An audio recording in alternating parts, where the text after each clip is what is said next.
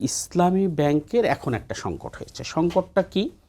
আমরা বলছি এই যিনি এখন চেয়ারম্যান বসানো হয়েছেন তার প্রিভিয়াস পরিচয়টা আপনি যদি জানেন তাহলে তিনি দেখবেন যে তিনি বাংলাদেশ ব্যাংকের ডেপুটি গভর্নর ছিলেন। এখন তিনি যখন ডেপুটি গভর্নর ছিলেন তখন কোন আমলে? সেটা হচ্ছে শেখ হাসিনার আমলে।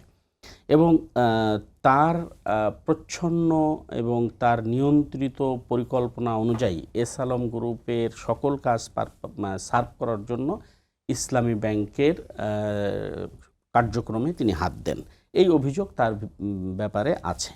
এবং এই অভিযোগের সত্যতা পাওয়া গেছে তার ওয়াইফের নামে একটা বিরাট গিফট এক্সিম ব্যাংক থেকে তাকে দেওয়া হয়েছে।